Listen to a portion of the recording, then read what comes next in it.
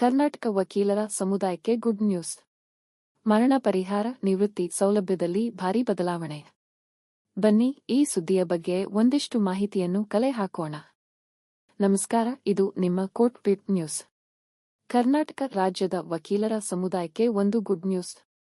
ವಕೀಲರ ಮರಣ ಪರಿಹಾರ ಹಾಗೂ ನಿವೃತ್ತಿ ಸೌಲಭ್ಯದಲ್ಲಿ ಭಾರೀ ಏರಿಕೆಯಾಗುವ ಸಾಧ್ಯತೆಯಿದೆ. ಈ ಬಗ್ಗೆ ರಾಜ್ಯ ಸರ್ಕಾರ ಚಿಂತನೆ ನಡೆಸಿದ್ದು, ಪ್ರಸ್ತಾವನೆಗೆ ಅನುಕೂಲವಾಗುವಂತೆ ಮೂಲನಿಧಿ ಸ್ಥಾಪಿಸಲು ಯೋಜನೆ ಹಾಕಲಾಗಿದೆ.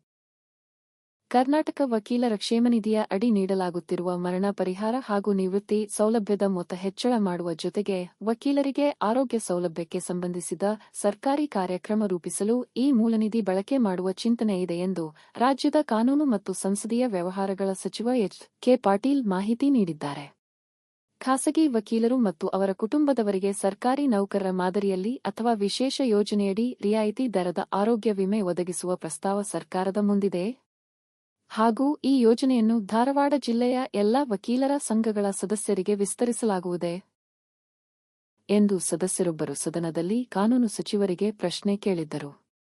ಇದಕ್ಕೆ ಉತ್ತರಿಸಿದ ಕಾನೂನು ಸಚಿವರು, ನಿವೃತ್ತಿ ಸೌಲಭ್ಯ ಹಾಗೂ ಮರಣ ಪರಿಹಾರದಲ್ಲಿ ಭಾರೀ ಏರಿಕೆಯಾಗುವಂತೆ ಹಾಗೂ ರಾಜ್ಯದ ವಕೀಲರಿಗೆ ಆರೋಗ್ಯ ಸೌಲಭ್ಯ ಕಾರ್ಯಕ್ರಮ ರೂಪಿಸಲು ಅನುವಾಗುವಂತೆ ಮೂಲನಿಧಿ ಸ್ಥಾಪಿಸುವ ಪ್ರಸ್ತಾವ ಪರಿಶೀಲನೆಯಲ್ಲಿದೆ ಎಂದು ಹೇಳಿದ್ದರು. ನವ ಕಾನೂನು ಪದವೀಧರರಿಗೆ ಪ್ರೋತ್ಸಾಹ ಧನ ಪಾವತಿಸುವ ಯೋಜನೆಯನ್ನು ಮುಂದುವರಿಸಲಾಗಿದೆ. ಅದರ ಭಾಗವಾಗಿ ಧಾರವಾಡ ಜಿಲ್ಲೆಯ 23 ನವ ಕಾನೂನು ಪದವೀಧರರು ಯೋಜನೆಯಡಿ ಆಯ್ಕೆಯಾಗಿದ್ದಾರೆ. ಈ ಯೋಜನೆಯಡಿ ವಾರ್ಷಿಕ ವರಮಾನ ಪುನರ್ ಪರಿಶೀಲಿಸುವ ಪ್ರಸ್ತಾವ ಪರಿಶೀಲನೆಯಲ್ಲಿದೆ ಎಂದು ಸರ್ಕಾರ ತಿಳಿಸಿದೆ. ಈ ಸುದ್ದಿ ಬಗ್ಗೆ ನಿಮ್ಮ ಪ್ರತಿಕ್ರಿಯೆಯನ್ನು ಕಾಮೆಂಟ್ ಮೂಲಕ ತಿಳಿಸಿ. ಕಾನೂನು ಕುರಿತ ವಿಡಿಯೋ ಸುದ್ದಿಗಳನ್ನು ಪಡೆಯಲು ಸಬ್ಸ್ಕ್ರೈಬ್ ಮಾಡಿ.